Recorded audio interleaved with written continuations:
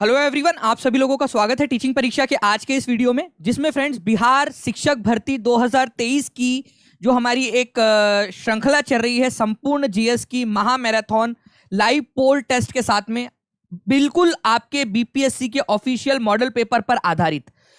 Friends, इस श्रृंखला के अंदर में हम लोग जो है अलग अलग आपके जो सब्जेक्ट है, history, civics, geography, current affair, इन सारे सब्जेक्ट्स को हम लोग देख रहे हैं। पिछले लेक्चर को आपने बहुत बढ़िया प्रतिसाद दिया है फ्रेंड्स। 65,000 24 घंटे में, ये रिकॉर्ड है कि 24 घंटे में आपने 65,000 टीचिंग परीक्षा का पहली बार 65,000 आप लोगों ने पार कर दिया है एक दिन के अंदर में। तो आप सभी लोगों का बहुत बहुत धन्यवाद फ्रेंड्स, आप लोगों का इतना ज्यादा प्यार देने के लिए आप सभी का बहुत बहुत शुक्रिया। आज के सेशन में भी हम लोग बहुत ही धमाकेदार क्वेश्चंस यहाँ पर में करने वाले हैं। बहुत सारी चीजें जो आपके एग्जाम में पूछे जाने वाली चीजें हैं उसको हम लोग यहाँ पर में देखेंगे। तो जितने भी लोग यहाँ पर में जुड़ चुके हैं सभी को गुड आफ्टरनून। और मैं आप लोगों से उम्मीद करता हूँ फ्रेंड्स कि आप लोगों ने इस सेशन को यहाँ पर में जो है लाइक एंड शेयर कर दिया होगा। और मैं यहाँ पर में ये सेशन उन 550 जो लोग हैं, 550 प्लस जो लोग हैं यहाँ पर में जिन्होंने इस सेशन को लाइक कर दिया है, उन लोगों को यहाँ पर मैं समर्पित करता हूँ, क्योंकि इन्हीं लोगों के कारण जो है फ्रेंड्स स्टार्टिंग में एनर्जी मिलती है, एक थ्रस्ट मिलता है। तो आप सभी लोगों का बहुत बहुत शुक्रिया, बहुत बहुत धन्यवाद आप सभी का। जितने भी लोगों ने अभी तक लाइक नहीं किया वो लोग भी जल्दी जल्दी से फ्रेंड्स सेशन को लाइक कर देंगे। जहां जहां आप शेयर कर सकते हो अपने दोस्तों के साथ, टेलीग्राम, फेसबुक, व्हाट्सएप, इंस्टाग्राम, वहां पर मैं जल्दी जल्दी से शेयर कर देंगे आप लोग। जी हाँ, कल वाला और आज वाला एक साथ दे दूंगा टीचिंग परीक्षा ऐप के ऊपर में आप लोगों को मैं। ठीक है, टीचिंग परीक्षा ऐप डाउनलोड कर लेना, उसके अंदर में मैं दे दूंगा। चलिए स्टार्ट करें हम लोग। रेडी है सभी लोग? जल्दी से हाथ ऊपर करके बता देंगे रेडी सभी लोग? बिल्कुल एकदम तैयार है पहले क्वेश्चन के लिए। पहला क्वेश्चन आप लोगों की स्क्रीन के ऊपर में ये रहा। आप लोगों को बताना है फ्रेंड्स कि a ruler named Alexander lived in. Alexander जो नाम का जो राजा था वो कहां पर में रहता था? ये पहला क्वेश्चन आप लोगों की स्क्रीन के ऊपर में ये रहा। आप लोग बताइए इसका आंसर क्या होगा।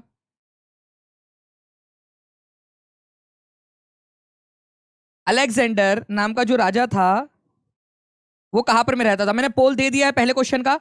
ठीक है, जल्दी से बताइए इसका आंसर क्या होगा। बहुत बढ़िया। देखिए फ्रेंड्स, अलेक्जेंडर जिसको आप लोग सिकंदर के नाम से जानते हो ना, सिकंदर महान, ठीक है, कहाँ का रहने वाला था? मिस्र का, रोम का, मैसेडोनिया का, स्लोवानिया का, या नन ऑफ दी अबव, या मोर than one of the above? तो आंसर जो है फ्रेंड्स आप लोगों का हो जाएगा मैसेडोनिया। प्लीज इसको याद रखना आप लोग। कई सारे लोग जो है वो रोम लगाते हैं, नहीं, रोम का रहने वाला नहीं था वो क्या था? मैसेडोनिया का रहने वाला था। ये याद रखेंगे आप लोग। जितना भी जो इंपॉर्टेंट क्वेश्चन है वो करवाने वाला हूं आपके। मैं आपको बता दूं फ्रेंड्स कि ये जब भारत की तरफ में आया तो इसकी जो सेना थी वो ब्यास नदी, कौन सी नदी बोल के बताओ जल्दी, क्योंकि बहुत इंपॉर्टेंट है। कौन सी नदी पार करने से मना कर दिया था उसकी सेना ने? भारत तक पहुंच गया था, जो ब्यास नदी है ना यहां पर में, उसके आगे बढ़ने से मना कर दिया था। बोला कि अब हम इससे आगे नहीं जाएंगे।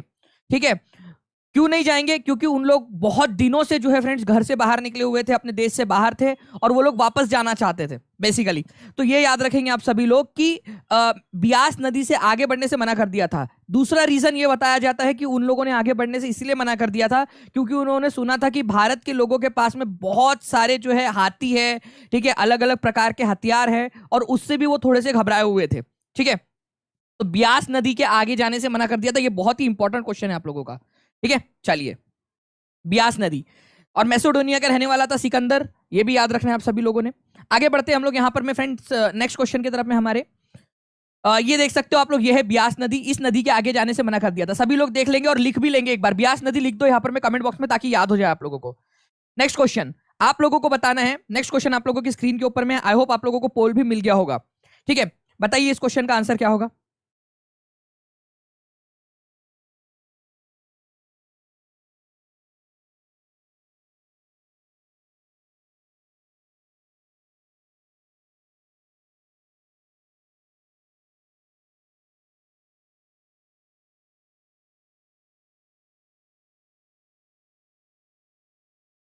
बहुत बढ़िया फ्रेंड्स, देखिए यहाँ पर मैं पोल के ऊपर में भी आप लोग आंसर करने लग रहे हो।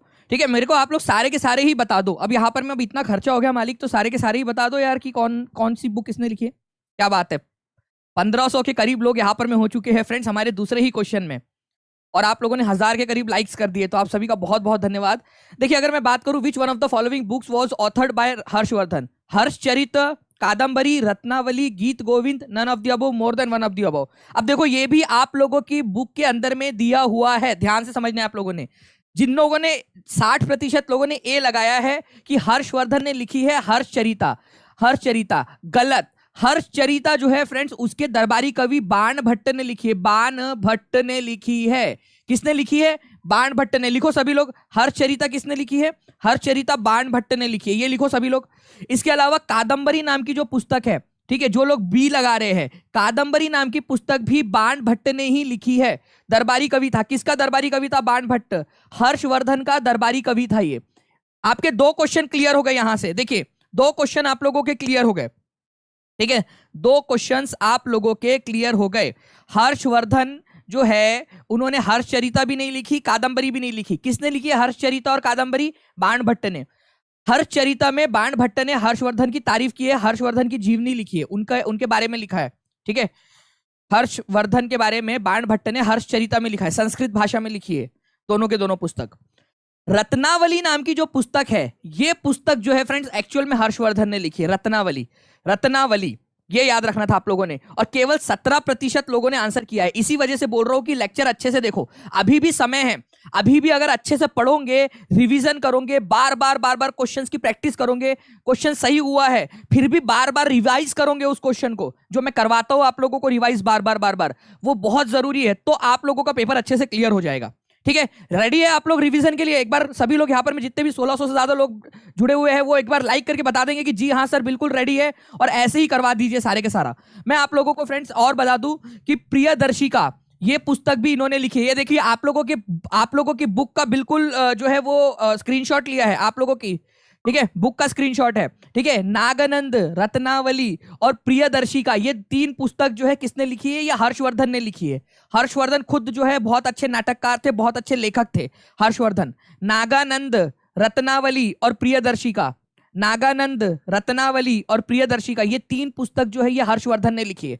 हर्षवर्धन जो है ये एक राजा था, ठीक है, वर्धन वंश का राजा था ये, वर्धन वंश का, वर्धन वंश बोलो या फिर इसको पुष्यभूति वंश भी बोला जाता है, पुष्यभूति।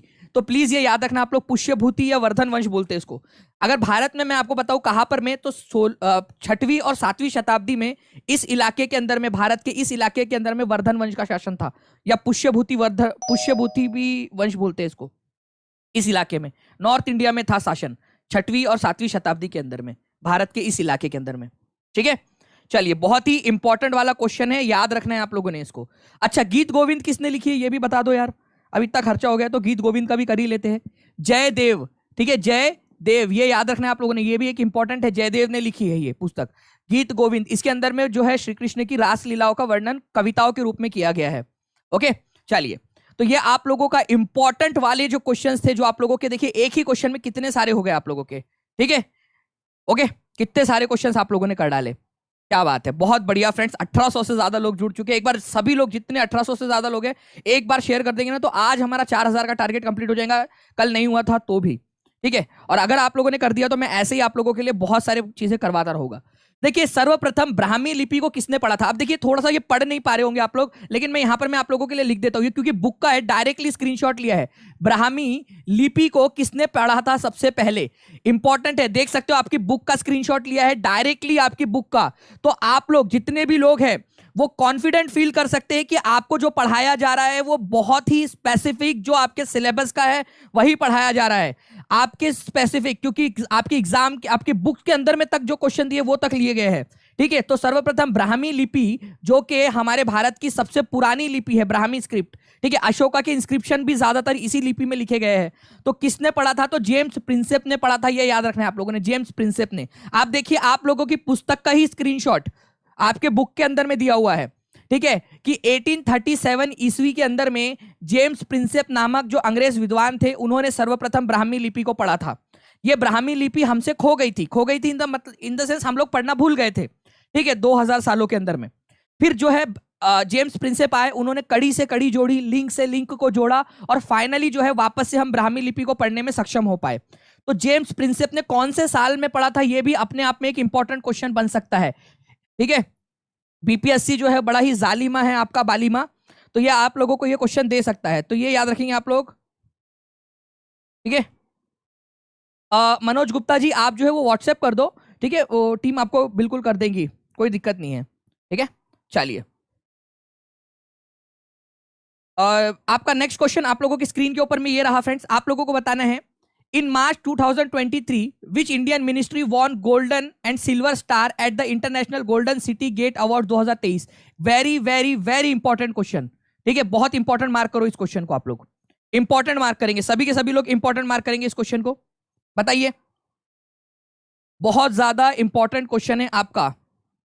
बिहार की ज्योग्राफी पढ़ा दीजिए, कितने लोग चाहते हैं बिहार की ज्योग्राफी पढ़ा दूं? तो एक बार जो है फ्रेंड्स यहां पर मैं मेरे को कमेंट करके बता देंगे नीचे में। 2000 प्लस यहां पर में जो है आप लोगों के लाइव बच्चे जुड़ चुके हैं, सभी का स्वागत है। और यहां पर मैं जैसे कि मैं देख पा रहा हूं फ्रेंड्स 1300 के करीब लाइक्स हो चुके हैं, जल्दी जल्दी से 1500 प्लस लाइक्स करना है, पहला हमारा माइलस्टोन आप लोगों का, सभी के सभी। तो देखिए फ्रेंड्स ये इंपॉर्टेंट क्वेश्चन है करंट अफेयर का आप लोगों का, इसको इंपॉर्टेंट मार्क करो। अगर ये गलत हो भी जाए आज तो कोई दिक्कत नहीं, सीखने मिलेगा।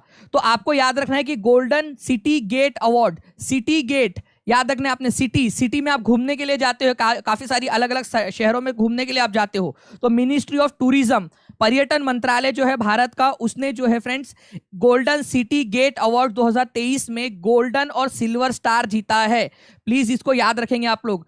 मिनिस्ट्री ऑफ टूरिज्म, भारत का जो पर्यटन मंत्रालय है, ठीक है, पर्यटन मंत्रालय, उसने बर्लिन में जो अंतरराष्ट्रीय golden city gate tourism award आयोजित हुआ था, तो हमारे भारत के लिए कितने गर्व की बात है कि हमारे भारत का टूरिज्म मंत्रालय, हमारे भारत का जो पर्यटन मंत्रालय वो इतना अच्छा काम कर रहा है कि गोल्डन और सिल्वर स्टार दोनों के दोनों हमारे भारत को मिले हैं international golden city gate tourism award 2023 में। कहाँ हुआ था ये? बर्लिन के अंदर में हुआ था। बर्लिन कहाँ है? तो जर्मनी के अंदर में है, बर्लिन जर्मनी के अंदर में। ये भी आप लोग याद रख सकते हो, जर्मनी के अंदर में। इंपॉर्टेंट पॉइंट एग्जाम के अंदर में आप लोगों से पूछ सकते हैं, ठीक है, याद रहेगा ये चीज आप लोगों को। चलिए तो प्लीज इसको थोड़ा सा याद रखना आप लोग। हमारे भारत के मिनिस्टर ऑफ टूरिज्म कौन है? ठीक है, जी किशन रेड्डी। तो ये भी आप लोग थोड़ा सा याद रख सकते हो। जी किशन रेड्डी जो है भारत के हमारे क्या है, ये मंत्री है, पर्यटन मंत्री है, जी किशन रेड्डी, पर्यटन मंत्रालय को मिला है। याद रहेगा क्या ये? अभी आप लोगों को याद रहेगा आप लोगों को ये चीज कि भाई आप लोगों का गोल्डन सिटी गेट, भाई सिटी गेट के अंदर में घुसे हम पर्यटन करने के लिए, अरे वाह इतनी बढ़िया सिटी है ये तो, ठीक है, इस तरीके से। जी हाँ, ओके। तो बर्लिन में हुआ था मार्च के अंदर में, और सिटी गेट अवार्ड में सिल्वर और गोल्डन अवार्ड भारत के, ठीक है, मिनिस्ट्री ऑफ टूरिज्म ने जीता है। बहुत ही इंपॉर्टेंट वाला क्वेश्चन है ये, देखना इसके पूछे जाने की बहुत अधिक संभावना है इस क्वेश्चन की। नेक्स्ट क्वेश्चन की तरफ में आगे बढ़ते हैं हम लोगों के। आप लोगों का देखिए फ्रेंड्स कितने सारे एग्जाम में आ चुका है, इवन एक बार बीपीएससी ने भी पूछा था इसको, ठीक है। Suez canal connects with 2 ocean, ठीक है, कौन से 2 सागर को या महासागरों को जोड़ता है, ठीक है, बताइए। सुएज कैनल,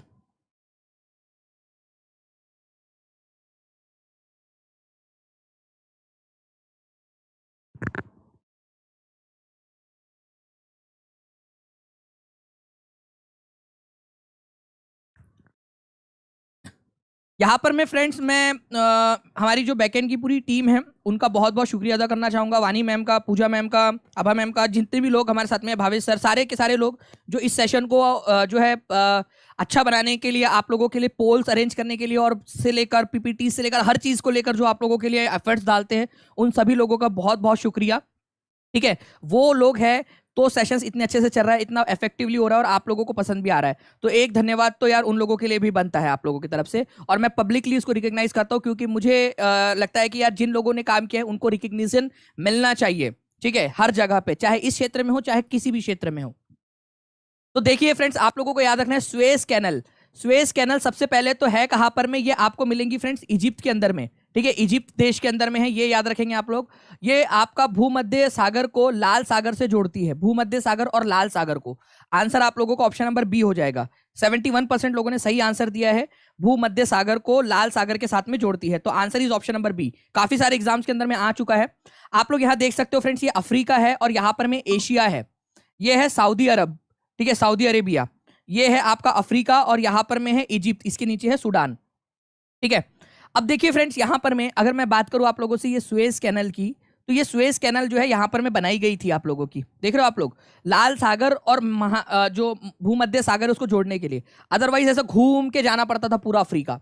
तो ये एक छोटी सी कैनल बना देने से हम लोगों का क्या हुआ, बहुत ज्यादा फायदा हुआ था, ठीक है, इस कैनल की वजह से। तो प्लीज इसको भी याद रखेंगे आप लोग, इंपॉर्टेंट है आप लोगों का, ठीक है। सुएज कैनल आप लोगों की इजिप्ट के अंदर में है, इजिप्ट की प्रॉपर्टी है, ये याद रखना है आप सभी लोगों ने। सबसे पहला पॉइंट तो आप लोगों ने, ये एक इंपॉर्टेंट पॉइंट है आप लोगों का।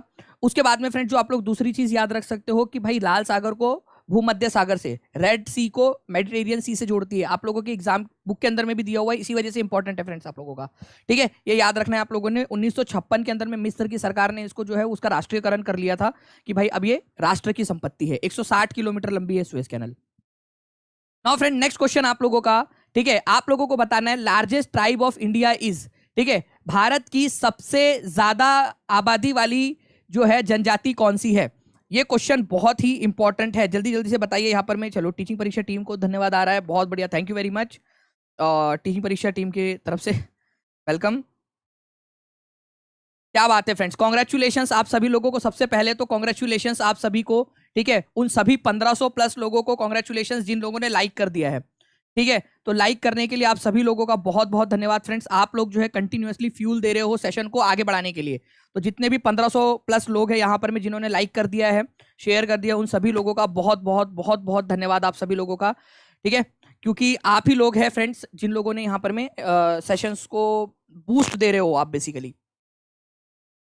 तो आप लोगों को याद रखना है फ्रेंड्स कि भील, गोंड, संथल, थारू, नागा कौन सी जनजाति है आप लोगों की जो सबसे ज्यादा है। तो आप लोगों को याद रखना है कि भील जनजाति जो है ये सबसे ज्यादा है भारत के अंदर में, ठीक है। भील जनजाति 2011 की सेंसस के अनुसार बता रहा हूं मैं आप लोगों को, 2011 की सेंसस के अनुसार भील जनजाति भारत के अंदर में सबसे ज्यादा है।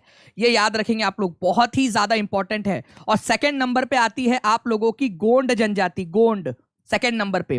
पहले नंबर पे आती है भील जनजाति, ठीक है। भील बोलो या आई लगा दो एक ही बात है, वो डबल ई लगा दो या आई लगा दो एक ही होता है वो चीज, ठीक है। तो ये याद रखना है आप लोगों ने, बहुत ही इंपॉर्टेंट वाला पॉइंट आप लोगों का। भारत में सबसे ज्यादा पाई जाने वाली जनजाति भील जनजाति है 2011 की जनगणना के अनुसार, ठीक है, 2011 की जनगणना के अनुसार, ठीक है। Thank you very much Pintu Aryan ji, आप मेरे को दिल से प्यार करते हो, मैं भी आपको बहुत दिल से प्यार करता हूँ पिंटू जी, ठीक है, थैंक यू वेरी मच। चलिए 2500 से ज्यादा जो है फ्रेंड्स लाइव बच्चे यहाँ पर जुड़ चुके हैं। आप लोगों को बताना है निम्नलिखित नदियों में से पहचान कीजिए जहां से सिकंदर को वापस लौटने पर मजबूर होना पड़ा था। जो बच्चा स्टार्टिंग से ये लेक्चर देख रहा है, जो बच्चा स्टार्टिंग से ये लेक्चर देख रहा है, वो बच्चा जो है बहुत ही इजीली इस क्वेश्चन का आंसर कर देगा, बहुत इजीली इस क्वेश्चन का आंसर कर देगा, क्योंकि स्टार्टिंग में ही आपको बता दिया है। इसीलिए कह रहा हूं कि दानिश शेख जो टेलीग्राम ग्रुप है, DANISH इस टेलीग्राम ग्रुप पे जुड़ जाना, ठीक है, सेशन के बाद में। आप लोगों को जो है फ्रेंड्स यहाँ पर में दानिश शेख जो टेलीग्राम ग्रुप है इसके ऊपर में आप लोगों को जो भी लेक्चर होता है उसके नोटिफिकेशन मिल जाते हैं टाइम टू टाइम। चैनल को सब्सक्राइब कर लो, टीचिंग परीक्षा चैनल को, और बेल आइकन दबा दो ताकि आप लोगों को वहां भी नोटिफिकेशन मिलते रहे, ठीक है। और आप लोग आंसर कीजिए फ्रेंड्स। आप लोगों के आंसर के साथ में एक और खुशखबरी आप लोगों को मैंने देने हैं, ठीक है। यहाँ पर मैं जैसे मैं देख पा रहा हूँ कि ब्यास नदी जो है आप लोग आंसर लगा रहे हो, आप लोगों को कॉन्ग्रेचुलेशंस। आप लोग जो है फ्रेंड्स 1 लाख अभी अभी जब लेक्चर के बीच में 1,80,000, ठीक है, जो है यहाँ पर में हमारा 1,80,000 का परिवार हो चुका है। तो आप सभी लोगों को कॉन्ग्रेचुलेशंस, ठीक है। एक दिन था फ्रेंड जब पहला सब्सक्राइब मैंने ही किया था, ठीक है, अपनी आईडी से, जो मेरी वाली आईडी थी उससे मैंने एक सब्सक्राइब किया था, और आज मैं देखता हूँ कि 1,80,000 से ज़्यादा सब्सक्राइबर्स यहाँ पर में जुड़ चुके हैं और एक पूरा परिवार बन चुका है। तो मतलब एक देखिए यहाँ पर में एक से ही स्टार्ट होती है, तो यहाँ पर में एक आप लोगों को मोटिवेशन भी है कि कभी भी कोई भी एक, चाहे वो 100 मील का सफ़र क्यों ना हो, वो एक कदम से स्टार्ट होता है। मुझे आज भी याद है कि 28 अप्रैल था उस दिन, और बस चैनल स्टार्ट किया था एक समय में, ऐसी बना के रख दिया था, और पहले अपनी इससे सब्सक्राइब किया था देखने के लिए कि कैसे दिखता है, ठीक है। तो आप सभी को कॉन्ग्रेचुलेशंस, आप लोगों को समर्पित फ्रेंड्स ये, ठीक है। और होपफुली बहुत जल्दी हम लोग जो है वो 2 लाख के माइलस्टोन को हम लोग क्रॉस कर जाएंगे बहुत जल्दी ही। चलो थैंक यू वेरी मच। आप लोगों को बताना ये भी क्वेश्चन वो बच्चे बहुत आसानी से आंसर कर सकते हैं जो स्टार्टिंग से जुड़े हुए हैं। देखो रिवीजन बहुत जरूरी है friends, revision is the key, ठीक है, रिवीजन इज द की। तो रिवीजन इज द की, तो आप लोगों को क्या करना है, रिवीजन करते रहना है, बार बार रिवीजन करते रहना है आप लोगों ने, ठीक है। चलिए बताइए इस क्वेश्चन का आंसर क्या होगा। निम्नलिखित में से किस वर्ष में जेम्स प्रिंसेप ने ब्राह्मी लिपि को पढ़ा। तो पहली बात तो एक हमारा रिवीजन हो गया कि ब्राह्मी लिपि को किसने पढ़ा था, ब्राह्मी जो स्क्रिप्ट है इसको किसने पढ़ा था सबसे पहले। तो ब्राह्मी स्क्रिप्ट जो है फ्रेंड्स इसको पढ़ा था आप लोगों के जेम्स प्रिंसेप ने, ये याद रखना है आप लोगों ने, ये याद हो गया आप लोगों को, जेम्स प्रिंसेप ने पढ़ा था ब्राह्मी लिपि को। ये पहला पॉइंट आप लोगों को अच्छे से क्लियर हो गया, ये आप लोगों को ध्यान रखना है, ठीक है, जेम्स प्रिंसेप ने पढ़ा था।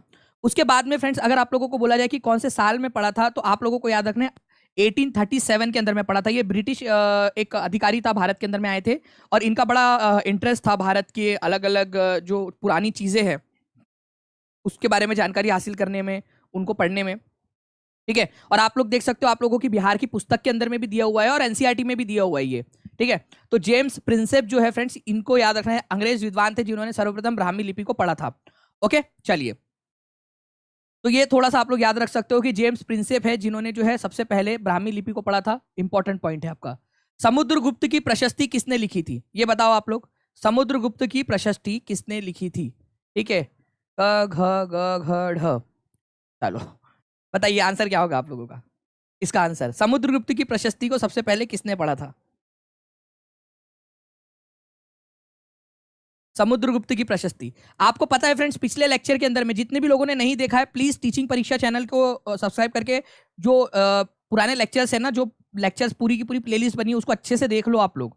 ठीक है, उसके अंदर में आपको पता चल जाएगा। समुद्रगुप्त के बारे में बताया मैंने आपको कि गुप्ता वंश का जो है शासक था, चंद्रगुप्त वन जो था उसका बेटा था ये।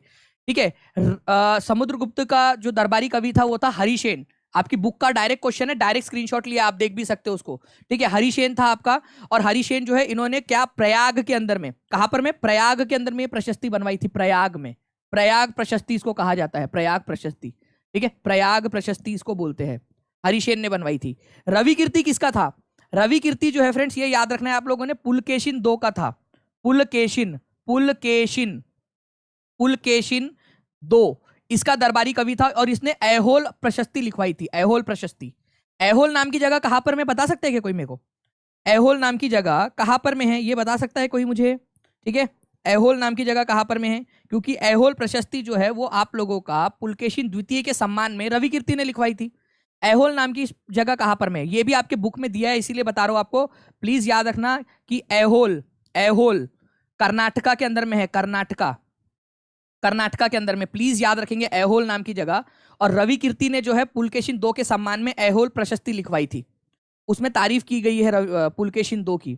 और समुद्रगुप्त का दरबारी कवि था हरिसेन, उसने समुद्रगुप्त के दरबार सम्मान में और उसके जो है तारीफ में प्रशस्ति लिखवाई है प्रयाग के अंदर में। ठीक है, बाकी अमर सिंह के बारे में भी हमने देखा था, वो उन्होंने अमर कोश करके संस्कृत की डिक्शनरी बनाई है। बाण भट्ट, यार यार बाण भट्ट मेरे भाई। ठीक है, तुमको कैसे भूल गया मैं यार, मतलब कहाँ छुपे बैठे थे तुम? नीचे में इधर उधर उधर साइड में बैठे हुए हो। सॉरी यार, ध्यान ही नहीं गया मेरा, मतलब अभी नाराज हो जाता बाण भट्ट मेरे से। ठीक है, कि भूल गया करके मुझे। हर्षवर्धन का दरबारी कवि था ये, हर्षवर्धन का, हर्षवर्धन का दरबारी कवि था ये, हर्षवर्धन का। हर्षचरिता नाम की बुक लिखी इसने, हर्षचरिता। हर्षवर्धन के सम्मान में हर्षचरिता नाम की पुस्तक लिखी है इसने, हर्षचरिता, संस्कृत भाषा के अंदर में। हर्षवर्धन का दरबारी कवि था ये। सॉरी भाई। ठीक है, नेक्स्ट आगे बढ़ते हैं फ्रेंड्स हम लोग। यहाँ पर में आप लोग देख सकते हो कि आप लोगों की बुक से ही जानकारी ली गई है और उसी के ऊपर में जो है आप लोगों का क्वेश्चंस बनाए जा रहे हैं आप लोगों के। नाउ फ्रेंड्स, एक क्वेश्चन आपके लिए आपकी ज्योग्राफी की बुक के अंदर में दिया गया है और काफी सारे एग्जाम्स में भी पूछा गया था। आपको ऑर्डर में लगाना है, यहाँ पर में बिल्कुल क्रोनोलॉजिकल ऑर्डर में लगाना है आप लोगों ने। तो बताइए इसका आंसर क्या होगा आप लोगों का?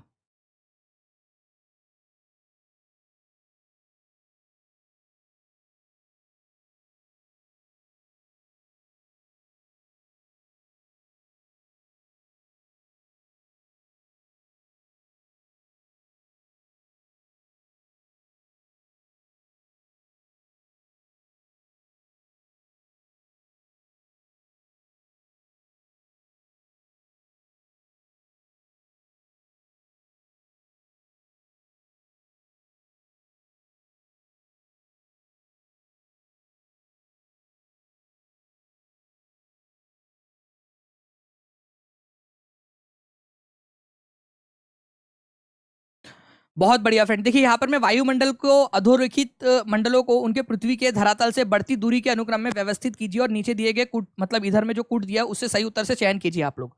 ठीक है, तो आप लोगों को बताना है यहाँ पर में कि सबसे नीचे में सबसे ऊपर में कौन सा वाला है आप लोगों का, पांचवा वाला ऑप्शन यहाँ। ठीक है, चलो कोई बात नहीं फ्रेंड्स। ठीक है, थर्मोस्फियर, ट्रोपोस्फियर, स्ट्रेटोस्फियर, मेसोस्फियर। यहाँ पर मैं आप लोगों को पता होना चाहिए फ्रेंड्स कि सबसे पहले सबसे नीचे में थर्मोस्फियर, ट्रोपोस्फियर है आप लोगों का। इसको आप लोग कौन सा मंडल बोलते हो? ठीक है, बताइए जल्दी से हिंदी में इसको क्या कहा जाता है आप लोगों का? ओके, ट्रोपोस्फियर को क्या बोला जाता है आप लोगों का? शोभ मंडल आप लोग इसको कहते हो, शोभ मंडल, शोभ, ठीक है, शोभ मंडल। हम लोग इसमें रहते हैं ना, इसी वजह से इसको शोभ मंडल कहते हैं, क्योंकि शोभा बढ़ा रहे हैं ना हम लोग इसकी। उसके बाद में फ्रेंड्स यहाँ पर मैं आपका स्ट्रेटोस्फियर, इसको समताप मंडल कहते हैं। क्या कहते हैं? समताप मंडल, समताप, समताप मंडल, समताप मंडल। मेसोस्फियर को मध्य मंडल कहा जाता है, मध्य मंडल, मध्य मंडल, ठीक है। थर्मोस्फियर को क्या कहा जाता है? थर्मोस्फियर को कहा जाता है फ्रेंड्स आप लोगों का यहाँ पर में ताप मंडल, ठीक है, ताप मंडल, ताप मंडल। और एक्सोस्फीयर को कहा जाता है बहिर्मंडल आप लोगों का। तो अब देखिए यहाँ पर में अगर हम लोग बात करेंगे, ठीक है, कि कौन सा वाला जो है आपका पहले आएगा सबसे पहले, तो सबसे पहले तो आपका आएगा ट्रोपोस्फियर, शोभ मंडल। तो 2 आना चाहिए सबसे पहले, तो 2 नहीं है यहाँ पर में। मैं आप लोगों को यहाँ से काटता हूँ ताकि आप लोग देख सके। 2 पहले नहीं है तो ये आंसर नहीं हो सकता, क्योंकि धरातल से बढ़ती दूरी के अनुक्रम में लगाना है, नीचे से ऊपर की तरफ लगाना है। ये भी ध्यान रखना आप लोग प्लीज, कि आपको नीचे से ऊपर बोला है या ऊपर से नीचे। कई बार क्या होता है कि ऊपर से नीचे, नीचे से ऊपर किधर से भी बोला जा सकता है आप लोगों को, ठीक है। तो प्लीज ये याद रखेंगे, आप लोग नीचे से ऊपर बोला है धरातल से बढ़ती दूरी के अनुक्रम में, तो ट्रोपोस्फियर पहले आएगा, फिर उसके बाद में स्ट्रेटोस्फियर आएगा। 2 3 2 3 यहाँ दिया हुआ है। फिर मध्य मंडल आता है चौथा वाला 4, तो डी इज द आंसर आप लोगों का, ठीक है। फिर बाद में जो है आप लोगों का आता है थर्मोस्फियर, और सबसे लास्ट में आता है एक्सोस्फियर, ठीक है। सबसे लास्ट में फिर आता है आप लोगों का एक्सोस्फियर। अगर लगाना होता तो ऐसे लगा सकते थे हम लोग, इस तरीके से। कितने लोगों का सही था जल्दी से बता देंगे मुझे यहाँ पर में कमेंट करके, ठीक है। तो पोल को थोड़ी देर तक रहने दिया जाए, ताकि मैं मतलब जब तक मैं नेक्स्ट क्वेश्चन तक नहीं चला जाता, ताकि देख सके कि कितने लोगों ने आंसर किया हुआ है टीम। तो 40% लोगों ने सही आंसर लगाया था, जबकि ज्यादा लोगों ने लगाना चाहिए था फ्रेंड्स, क्योंकि ये एक बेसिक क्वेश्चन है। अगर आप लोग कहोगे तो मैं और आप लोगों को प्रैक्टिस करवा दूंगा इस तरीके के क्वेश्चंस की, और भी बहुत ज्यादा, क्योंकि इस तरीके के क्वेश्चन पूछे जाते हैं, उल्टा सीधा करके आप लोगों को करवा दूंगा मैं।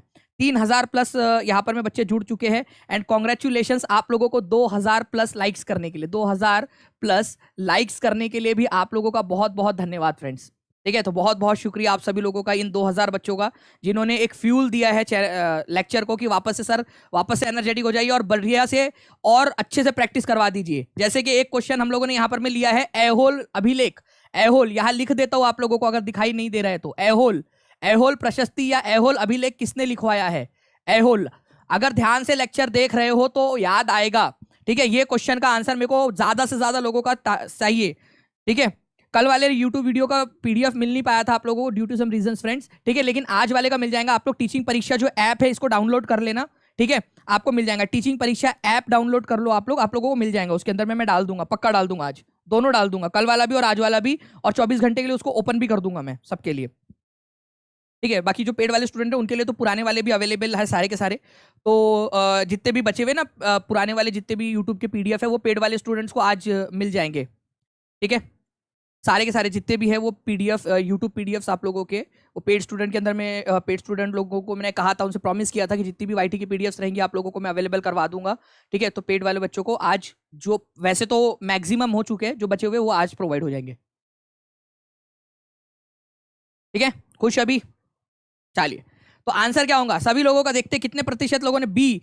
क्या बात है फ्रेंड्स, आप लोगों ने आंसर लगाया कि किसकी तारीफ में? वो रवि कीर्ति था आप लोगों का, ठीक है, रवि कीर्ति।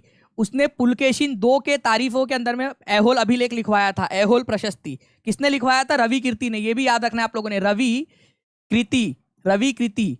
ये था पुलकेशिन 2 का दरबारी कवि, इसने ऐहोल नाम के जगह पे ऐहोल अभिलेख लिखवाए थे आप लोगों के, ठीक है। ये देखिए आप लोगों की बुक से लिया गया है डायरेक्ट क्वेश्चन, ठीक है।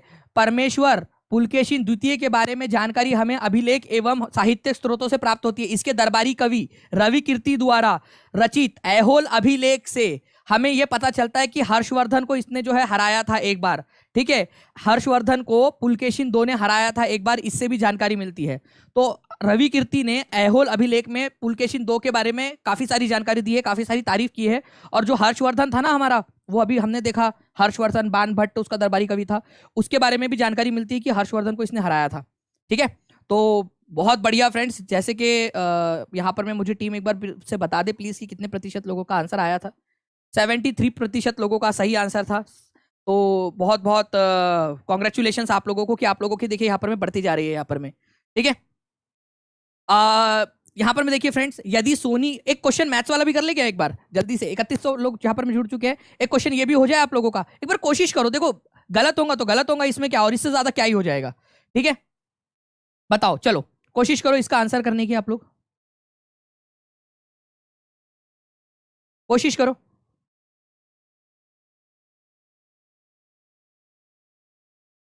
देखो यहां पर मैं क्या बोला है कि सोनी जो है उसकी आयु सोनम की आयु की 5 गुनी है। ठीक है, तो सोनम की वर्तमान आयु ज्ञात कीजिए।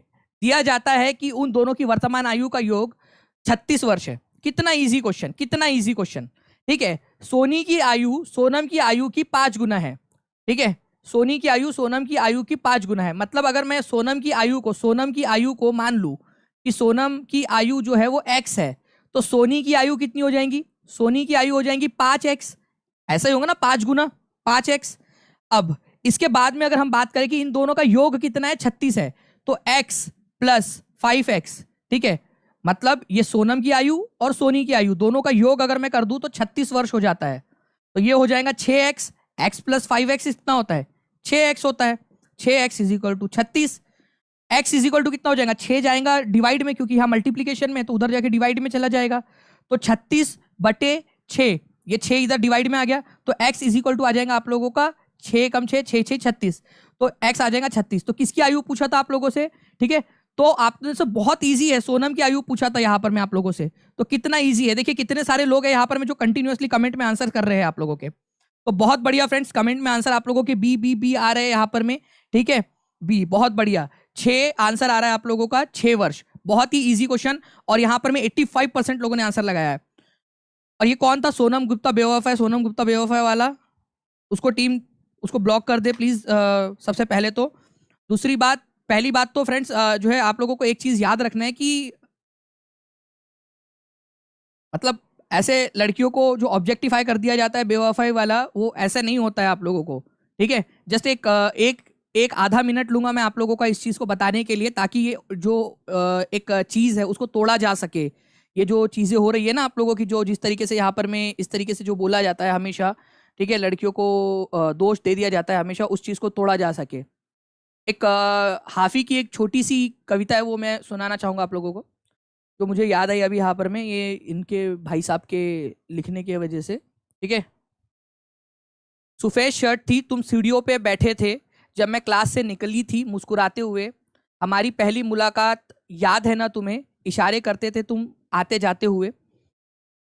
तमाम रात वो आंखें न भूलती थी मैं, जिनमें मेरे लिए इज्जत और वकार था। मुझे यह डर था कि तुम भी कहीं वही तो नहीं जो जिस्म पर तमन्ना के दाग छोड़ते हैं। मुझे डर था कि तुम भी कहीं वही तो नहीं जो जिस्म पर तमन्ना के दाग छोड़ते हैं। खुदा का शुक्र कि तुम उनसे अलग निकले, जो फूल तोड़कर गुस्से से बाग छोड़ते हैं। खुदा का शुक्र कि तुम उनसे अलग निकले, जो फूल तोड़कर गुस्से से बाग छोड़ते हैं। हम एक साथ रहे और हमें पता ना चला कि ताल्लुकात की हदबंदियां भी होती है। हम एक साथ रहे और पता ना चला कि ताल्लुकात की हदबंदियां भी होती है। मोहब्बतों के सफ़र में जो रास्ते होते हैं, उसमें हवस की पगडंडियां भी होती है। तुम्हारे वास्ते दिल में जो है हाफी, काश मैं तुम्हें सब कुछ बता पाती। तुमसे न मिल पाने की कोई और वजह नहीं है, बस मैं अपनी माँ से नज़रें नहीं मिला पाती। तो हो सकता है कि वो अपनी माँ से नज़रें ना मिला पा रही है और आपने उसको बेवफा का तमगा दे दिया। ठीक है, तो ये भी तो हो सकता है ना कि वो अपनी माँ से नज़रें नहीं मिला पा रही है जस्ट, और यहाँ पर मैं लिख रहे। तो चलिए, तो आगे बढ़ते हैं हम लोग यहाँ पर में फ्रेंड्स हमारे इस क्वेश्चन की तरफ में। तो answer is option number B. The founder of Gupta dynasty was, Gupta dynasty का वंश का गुप्ता वंश का संस्थापक कौन था? ये बताइए आप लोग जल्दी से, गुप्ता वंश का संस्थापक कौन था?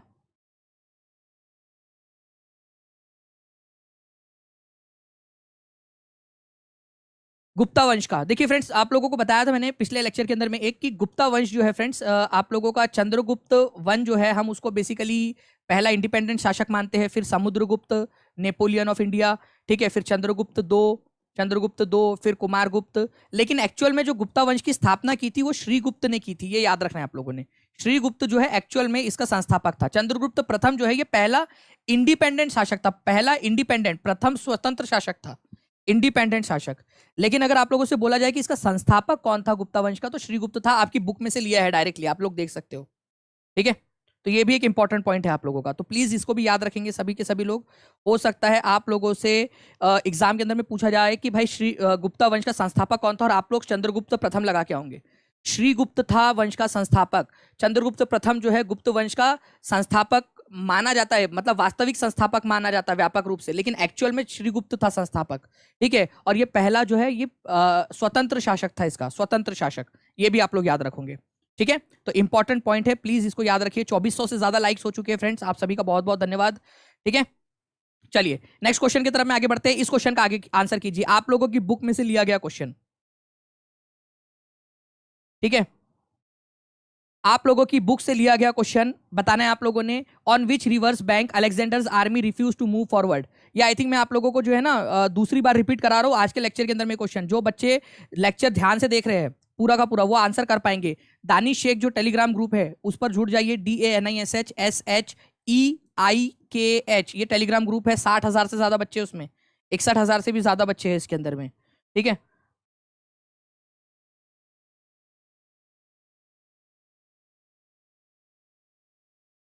तो उसके अंदर में आप लोग जुड़ सकते हो। तो यहाँ पर मैं आंसर जो है ब्यास नदी हो जाएगा। तो ब्यास नदी 83% लोगों ने। देखिए पहली बार जब ये क्वेश्चन पूछा तो कम परसेंट थे, दूसरी बार पूछा फिर बढ़े, तीसरी बार देखिए बढ़ते जा रहे परसेंटेज, मतलब आप लोगों की रिवीजन हो रही है। इसी तरीके से जब आप करोगे ना तो रिवीजन के तौर पर तो आप लोगों का और ज्यादा जो है आप लोगों की अंडरस्टैंडिंग बढ़ते जाएंगे और एग्जाम में डायरेक्ट क्वेश्चन का आंसर आप लोग लगा के आ पाओगे, ठीक है। तो आंसर याद रखना है फ्रेंड्स, ब्यास नदी। आप लोगों का ब्यास नदी के तट से आगे जाने से मना कर दिया था। मैंने आप लोगों को मैप के थ्रू भी दिखाया था, यहाँ पर मैं ये ब्यास नदी से आगे जाने से मना कर दिया था इन लोगों ने, ठीक है। तो प्लीज इसको आप लोग याद रखेंगे आप सभी लोग, ठीक है। नवाब बाबू एक बार ना वो व्हाट्सएप कर देना, उसके ऊपर में व्हाट्सएप के ऊपर में आपको मिल जाएगा, ठीक है। चलिए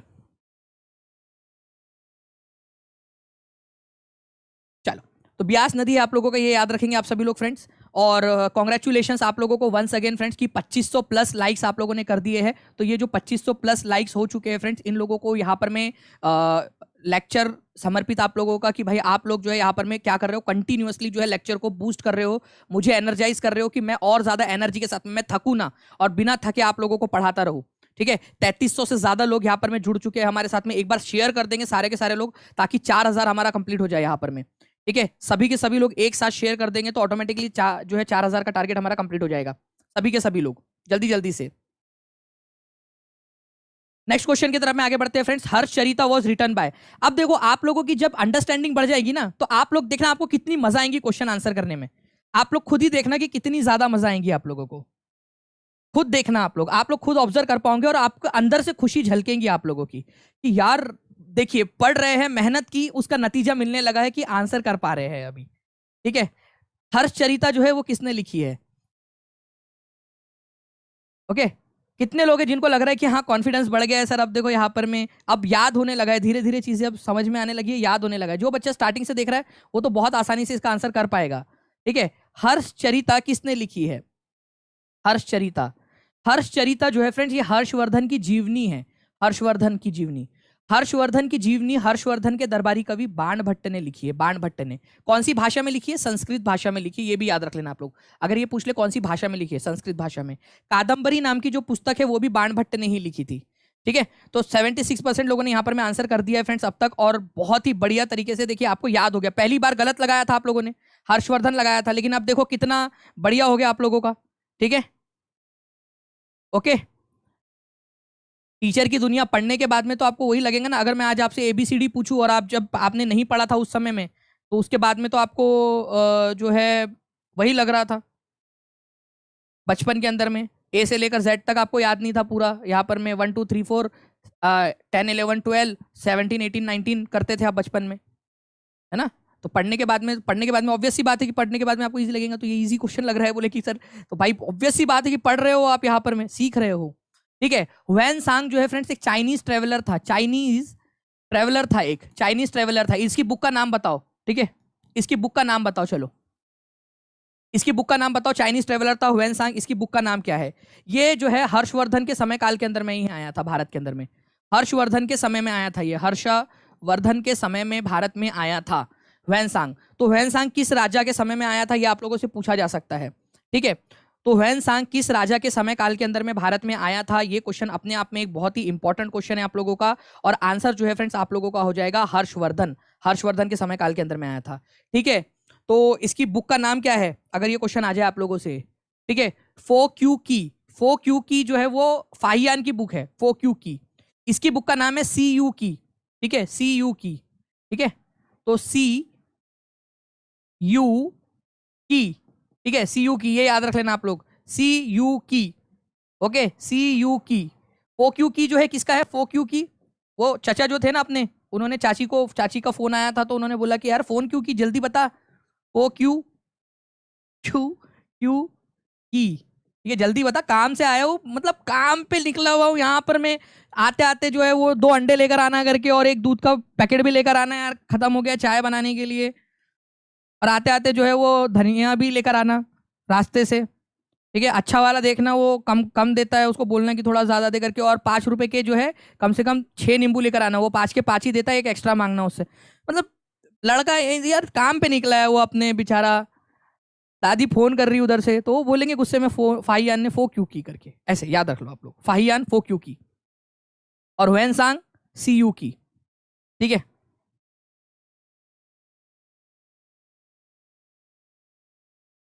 बेबी उठो ना प्लीज। भेलपुरी। भेलपुरी कहाँ रात को लेके आएगा बेबी हमें? देखो बाबा तुमको एकदम। आगे बढ़ते हैं फ्रेंड्स आप लोगों का हर्ष के संदर्भ में। ठीक है, जो बाण भट्ट है, ठीक है, उन्होंने हर्षचरिता लिखी है आप लोगों की, ये याद रखना है आप लोगों ने, जिसके अंदर में आप लोगों को मिलता है। बाकी अगर आप लोगों को ये बुक का पूरा रेफरेंस चाहिए तो टीचिंग परीक्षा ऐप को डाउनलोड कर लो आज ही आज। ऐप को आप लोगों ने डाउनलोड करना है, उसमें मैं आप लोगों को जो पीडीएफ डाल दूंगा उसमें आपको सारी की सारी चीजें मिल जाएंगी। ऐप को डाउनलोड कर लेना, टीचिंग परीक्षा ऐप को। जितने भी लोगों ने डाउनलोड नहीं किया वो सारे के सारे लोग ऐप को डाउनलोड जरूर कर लेंगे। ठीक है, चलिए नेक्स्ट क्वेश्चन की तरफ में हम लोग आगे बढ़ते हैं यहाँ पर में हमारे। ठीक है, नेक्स्ट क्वेश्चन की तरफ में आगे बढ़ते हैं। निम्न में से किस पुस्तक के लिए तमिल लेखक शिव शंकरी को वर्ष 2022 के लिए सरस्वती सम्मान हेतु चुना गया? इसको सुपर डुपर इंपॉर्टेंट मार्क करो, super duper important question, super duper important question, super duper important question mark करो आप लोग इसको। ये बहुत बहुत बहुत ज्यादा इंपॉर्टेंट क्वेश्चन है आप लोगों का फ्रेंड्स। यकीन मानिए कि इस क्वेश्चन में से एक जो पॉइंट है वो पूछने की बहुत अधिक संभावना है आप लोगों की। या तो ये पूछेगा कि 2022 का सरस्वती सम्मान किसको दिया गया है, तो शिव शंकरी को दिया गया है। अपने आप में एक इंपॉर्टेंट क्वेश्चन है, सभी लोग लिखो, ये वाला पॉइंट सभी लोगों को लिखना है। ठीक है, और कौन सी पुस्तक के लिए दिया गया है? सूर्यवंशम के लिए दिया गया है इनको। ये भी अपने आप में एक इंपॉर्टेंट क्वेश्चन है, बहुत ही ज्यादा इंपॉर्टेंट करंट अफेयर का क्वेश्चन आप लोगों का, बहुत ज्यादा इंपॉर्टेंट करंट अफेयर का क्वेश्चन। शिव शंकरी को दिया गया है सरस्वती सम्मान, लिटरेचर के क्षेत्र में दिया जाता है, लेखन के क्षेत्र में सरस्वती सम्मान। ठीक है, 2022 का जो है मार्च में दिया गया फ्रेंड शिव शंकरी को। बहुत इंपॉर्टेंट क्वेश्चन है, सूर्यवंशम नाम की उनकी तमिल पुस्तक की रचना के लिए उनको दिया गया है। ठीक है, ये भी बहुत इंपॉर्टेंट क्वेश्चन है, इसको बहुत इंपॉर्टेंट मार्क करेंगे आप सभी लोग। ठीक है, सभी के सभी लोग। तो आंसर जो है आप लोगों का ऑप्शन नंबर ए हो जाएगा, सूर्यवंशम। जो लोग जो है, जितने भी लोग यहाँ पर में कंटिन्यूअसली लेक्चर देख रहे हैं फ्रेंड्स, उनकी जो है अमित कुमार, एक बार जो है आप जो है वो व्हाट्सएप कर देना उसके ऊपर में, जो 79697 वाला या 7611 वाला नंबर है, उसके ऊपर में आपको वो कूपन कोड कैसे करते हैं अप्लाई ना, वो पता चल जाएगा आपको। ठीक है, उसके अंदर में टीम आपकी हेल्प कर देंगी, डोंट वरी। ठीक है, तो 2800 प्लस लाइक्स हो गए हैं। आपको फिर से एक बार कांग्रेचुलेशन फ्रेंड्स, 3500 के करीब हम लोग पहुंच गए। सारे 3500 लोग एक साथ यार शेयर मार दो एक बार, मजा आ जाएगी। अगर आपको लग रहा है ना कि मैं मेहनत कर रहा हूँ, आप लोगों के लिए एफर्ट्स ले रहा हूँ, पूरी एनर्जी से पढ़ा रहा हूँ और आप लोगों के लिए इंपॉर्टेंट इन्फॉर्मेशन निकाल के ला रहा हूँ, एक बार सारे के सारे लोग एक बार शेयर कर दीजिए। 4000 क्रॉस करना चाहिए यहाँ पर में, सारे के सारे लोग एक साथ लाइक एंड शेयर मार दो, सभी के सभी लोग। ठीक है, चलिए आप लोगों को याद रखना है सरस्वती सम्मान किसको मिला है, तो प्लीज ये लिखिए आप लोग, शिव शंकरी जी को मिला है, शिव शंकरी जी को। कौन सी भाषा की लेखिका है, तो तमिल भाषा की लेखिका। ये भी लिखो, ये भी भाषा भी पूछ सकते हैं आपसे एग्जाम के अंदर में। ठीक है, आपसे भाषा भी पूछ सकते हैं कि कौन सी भाषा में लिखा गया था, कौन सी भाषा में लिखी थी शिव शंकरी जी ने सूर्यवंशम। ठीक है, तो तमिल भाषा के अंदर में याद रखना है आप लोगों ने। ओके, बाकी 2011 वाला तो केवीएस वालों ने गोद ले लिया, इसको गोद ले लिया है, गोद ले लिया था। ठीक है, फरवरी में गोद ले लिया था। ओके, कि मैं तो यहाँ हूं। ठीक है, गोद ले लिया था 2023 के केवीएस में, 2023 की एग्जाम के अंदर में, फरवरी 2023 में। मैक्सिमम एग्जाम्स में, मैक्सिमम शिफ्ट में यही क्वेश्चन पूछा, बताओ कि किसको मिला, कौन सी बुक के लिए मिला। अरे भाई ठीक है, इतना क्या ऑब्सेशन हो गया था, मैं तो यहाँ हूँ। जिसने पेपर बनाया था शायद उसने वो बुक पढ़ी होंगी और उसको बचपन की कोई याद आ गई होंगी, कहानी अपनी चीज याद। बट 2022 के लिए आप लोगों का ये वाला क्वेश्चन बहुत ज्यादा इंपॉर्टेंट है, ये याद रखेंगे आप लोग, ठीक है।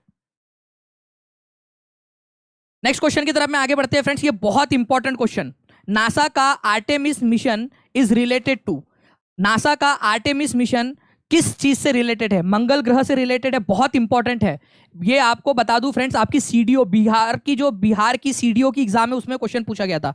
3500 प्लस लाइव हो चुके हैं यहां पर में, आपको वो भी कॉन्ग्रेचुलेशन फ्रेंड्स, ठीक है। तो आर्टेमिस मिशन जो है बहुत इंपॉर्टेंट है। कितने लोग हैं जो अपोलो मिशन के बारे में जानते हैं? अपोलो मिशन के बारे में कितने लोग जानते हैं? अपोलो मिशन के जरिए ही फ्रेंड्स आप लोगों को याद रखना है कि चंद्रमा पर मानव को भेजा गया था। अपोलो 11 था वो, जो नील आर्मस्ट्रॉन्ग जिससे गए थे, नील आर्मस्ट्रॉन्ग और बज अल्ड्रिन चंद्रमा पर उतरे थे। आर्टेमिस मिशन के जरिए वापस से चंद्रमा पर मनुष्यों को भेजने की तैयारी हो रही है। अभी हमने चंद्रयान 3 लॉन्च किया है, बट उसमें कोई मानव नहीं है, ठीक है। उसमें रोवर है, विक्रम रोवर जो है आपका, लैंडर लगाया गया, प्रज्ञान लैंडर रोवर लगाया गया उसके अंदर में आप लोगों का। तो ये बेसिकली मानव रहित है ये। बट आर्टेमिस जो मिशन है आप लोगों का, इसका आर्टेमिस 1 और आर्टेमिस 2 की टेस्टिंग हो चुकी है। आर्टेमिस 3 नाम का जो एक मिशन है, ये आपका 2025 के अंदर में जाएगा और मनुष्यों को फिर से चंद्रमा पर लेकर जाने वाला है ये आर्टेमिस, ठीक है।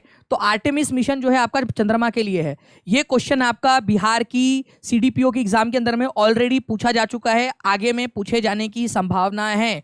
प्लीज इसको याद रखेंगे सभी के सभी लोग, ठीक है।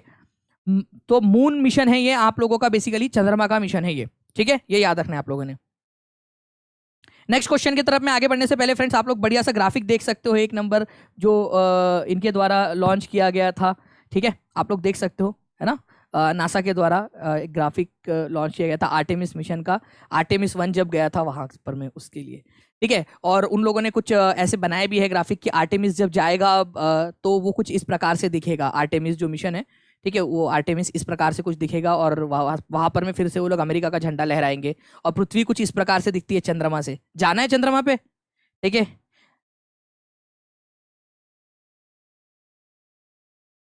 जाना है चंद्रमा पे, वहां से पृथ्वी कुछ इस प्रकार से दिखती है। कितना सुंदर नजारा दिखेगा। नेक्स्ट क्वेश्चन की तरफ में आगे बढ़ते हैं फ्रेंड्स। वर्ष 2023 के लिए एबल पुरस्कार किसको दिया गया है? एबल पुरस्कार।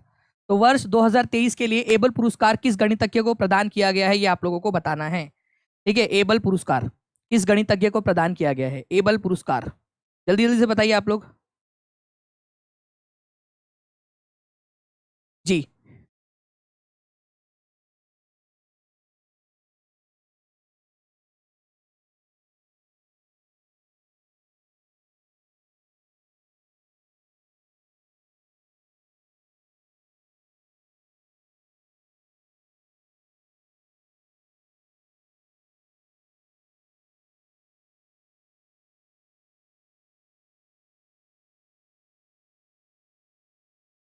बहुत बढ़िया। देखिए फ्रेंड्स, यहाँ पर मैं जो है आप लोगों को बता दूं कि 2023 का एबल पुरस्कार, सबसे पहली बात तो एबल पुरस्कार किस में दिया जाता है? तो ये मैथ्स के क्षेत्र में, मैथमेटिक्स के क्षेत्र में दिया जाता है, ये आप लोगों को याद रखना है, ठीक है। इसके अलावा ये किसको दिया गया है? तो लुई कैफ्रेली को, तो लुई कैफ्रेली को दिया गया है, ये याद रखना है। देखते हैं कि कितने प्रतिशत लोगों ने यहाँ पर में आंसर किया है। तो केवल 30% लोगों ने, 29-30% लोगों जो है थे उन्होंने यहाँ पर में इसको आंसर किया है, 29% लोगों ने, ठीक है। लुई कैफ्रेली, ये याद रखेंगे आप सभी लोग फ्रेंड्स। लुई कैफ्रेली इंपॉर्टेंट है आप लोगों का, मैथमेटिक्स के क्षेत्र में दिया जाता है 2023 का एबल पुरस्कार। इसको इंपॉर्टेंट मार्क करो आप लोग, बहुत ज्यादा इंपॉर्टेंट क्वेश्चन है ये, ठीक है। 2023 का आप लोगों का एबल पुरस्कार किसको दिया गया है, ठीक है।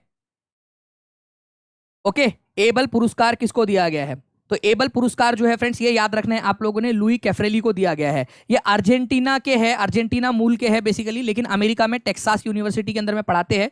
लुई कैफ्रेली, एबल पुरस्कार मैथमेटिक्स के क्षेत्र में इनको दिया गया है, ये याद रखना है आप लोगों ने, बहुत ही इंपॉर्टेंट है। जितने भी लोग देख रहे हैं फ्रेंड, जल्दी जल्दी से टीचिंग परीक्षा जो चैनल है इसको सब्सक्राइब कर लेंगे और बेल आइकन दबा देंगे, ताकि आप लोगों को फ्यूचर वीडियोस के नोटिफिकेशंस भी मिलते रहे। केवल 400 लोगों की जरूरत है 4000 का टारगेट कंप्लीट करने के लिए। एक साथ सभी लोग, जितने भी लोग देख रहे हैं, सभी लोग जल्दी जल्दी से शेयर करते रहेंगे इस सेशन को, ठीक है। चलिए, तो लुई कैफ्रेल जो यहाँ, ये याद रखना है फ्रेंड्स, लुई कैफ्रेली जो है इनको एबल पुरस्कार से सम्मानित किया गया है। अगर आप लोग चाहते हो तो मैं आप लोगों को बार बार जो है रिवाइज करवा दूंगा इसको। कितने लोग चाहते हैं रिवीजन भी करवा देना सर इसकी, ताकि याद हो जाए? तो मुझे बता दीजिए आप सभी लोग, ठीक है, मैं आप लोगों को रिवाइज भी करवाता रहूंगा। नेक्स्ट क्वेश्चन है आप लोगों का बहुत ही important, super duper duper important question. ठीक है, 2022 का BBC Indian sports women of the year का अवार्ड किसने जीता है? ये बताओ क्यों इंपॉर्टेंट है? क्योंकि लगातार दूसरी बार जीता है, ठीक है, sports women of the year का अवार्ड। और ये क्वेश्चन बनाने वाले भैया, ठीक है, कौन सा नशा करते हो? ठीक है, पता नहीं जी कौन सा नशा करता है। ठीक है, नीरज चोपड़ा को क्या वुमेन बना दिया sports women of the year? हाँ, ये क्या हरकत थी? ये क्या हरकत है? और पहले ही ऑप्शन के अंदर में नीरज चोपड़ा, बेचारा नीरज चोपड़ा, माना कि उसकी दाढ़ी मतलब वो शेव रखता है, थोड़ा बच्चे जैसा दिखता है, अभी बच्चा है, लेकिन फिर भी मतलब ऐसा करोगे तुम अभी उसके साथ में? ठीक है, ऑन सेंस। ठीक है, और ये ए वाले कौन है? ये 45% के। अरे यार, मैं तो इसको समझ रहा था सिर्फ इसने बनाया, यहां तो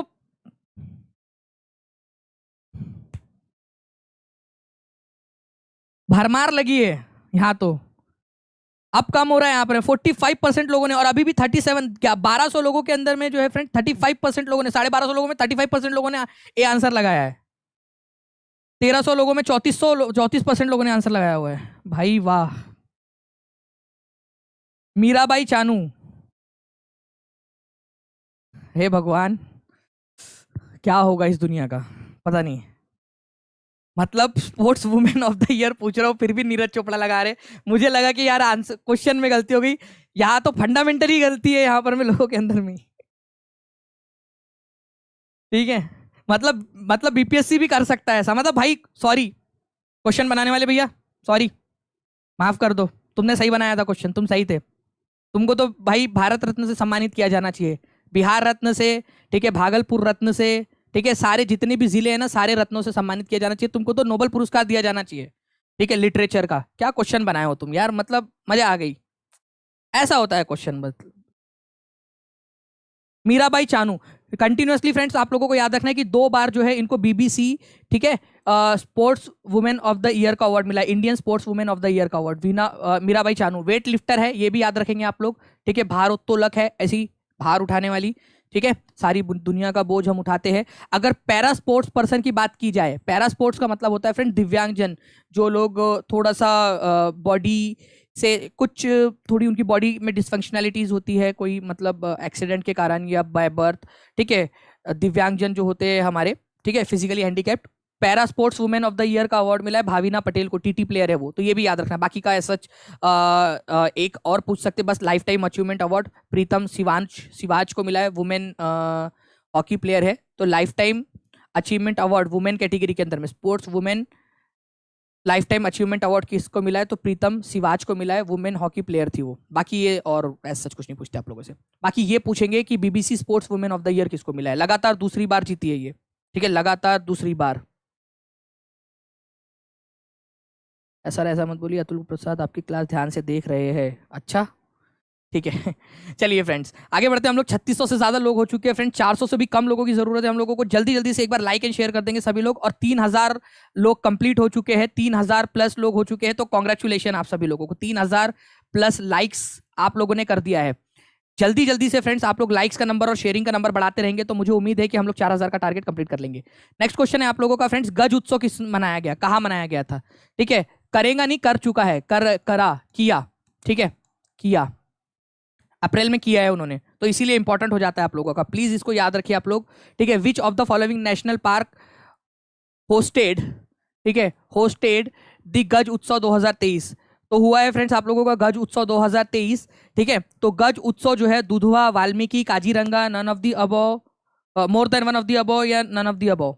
गज उत्सव जल्दी जल्दी से बताएंगे आप सभी लोग। इंपॉर्टेंट पॉइंट एग्जाम के अंदर में आप लोगों से पूछ सकते हैं इसके बारे में, ठीक है, गज उत्सव के बारे में, ठीक है। तो देखिए फ्रेंड्स, आसाम का जो काजीरंगा है ना आप लोगों का, वहां पर में 9 अप्रैल को यहाँ पर में गज उत्सव का आयोजन किया गया। और राष्ट्रपति द्रौपदी मुर्मू, ठीक है, मैं आप लोगों को दिखाऊं कि राष्ट्रपति द्रौपदी मुर्मू जो है उन्होंने इसका इनॉग्रेशन किया था। ओके, तो ये भी इंपॉर्टेंट है आपका। गज, गज का मतलब ही क्या होता है यहाँ पर में? हाथी। तो हाथियों के संरक्षण को बढ़ावा देने के लिए काजीरंगा नेशनल पार्क के अंदर में गज उत्सव का आयोजन किया गया इस बार। प्रोजेक्ट एलिफेंट कब आया था ये बता सकते हो क्या आप लोग? Project elephant, project elephant, project elephant कब आया था आप लोगों का? बताइए जल्दी से, प्रोजेक्ट एलिफेंट कब आया था आप लोगों का?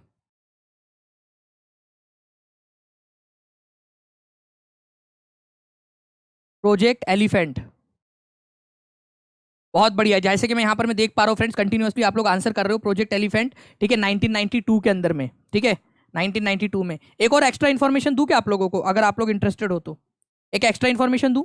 आप लोग मुझे बताइए कि कौन सी एक प्रोजेक्ट है जिसका हम 50th एनिवर्सरी मना रहे हैं, 50th एनिवर्सरी, 50th ईयर हम लोग मना रहे हैं। ओके, कौन सा प्रोजेक्ट है जिसकी हम लोग 50th एनिवर्सरी मना रहे हैं? तब तक मैं जानकारी देता हूँ, आप लोग जो है ना मेरे को बताना, ठीक है। मैसूर के अंदर में इसको आयोजित किया गया है इस बार, इस साल मैसूर के अंदर में इसको मनाया जा रहा है, कर्नाटका में, मैसूर कर्नाटका में, कर्नाटका में, ठीक है, कर्नाटका के अंदर में। आपको बता दूं फ्रेंड्स कि ये जो प्रोजेक्ट है आप लोगों का, ठीक है, किस चीज से रिलेटेड है और किसके लिए मना रहे हैं हम लोग? वेरी गुड, क्या बात है, ठीक है। कुछ लोगों की दिमाग की बत्ती जली है, मेंटोस खा के बैठे हैं लगता है सब कुछ लोग। प्रोजेक्ट टाइगर, वेरी गुड, ठीक है। तो याद रखना है आप लोगों ने फ्रेंड्स, प्रोजेक्ट टाइगर, तो मेरे टाइगर हो, प्रोजेक्ट टाइगर्स, और टाइगर नहीं हो, प्रोजेक्ट टाइगर आप लोगों का, ये याद रखना है आप लोगों ने। अरे ठीक है, लाइट चली गई, कोई नहीं। इसी के ऊपर में मैं बस यही कह सकता हूँ कि बीच सफर से चल दिया ऐसे मेरा ख्वाब, बीच सफर से चल दिया ऐसे मेरा ख्वाब, आधी पढ़कर छोड़ दे जैसे कोई किताब। तो इन्वर्टर पे चल रहा है net, I think, I hope कि नेट जो है वो जा रहा है, होपफुली, शायद मैं ऐसा मतलब सोचूं कि शायद जा रहा है नेट से स्ट्रीमिंग, वो तो बंद हो गया है। तो कोई बात नहीं फ्रेंड्स, आप लोग जो है सेशन को लाइक कर देंगे और शेयर कर देंगे अपने दोस्तों के साथ में, सभी लोग। मैं इसको कल कंटिन्यू करूंगा आप लोगों के लिए। टीचिंग परीक्षा चैनल को सब्सक्राइब जरूर कर लेना, ठीक है। और प्रोजेक्ट एलिफेंट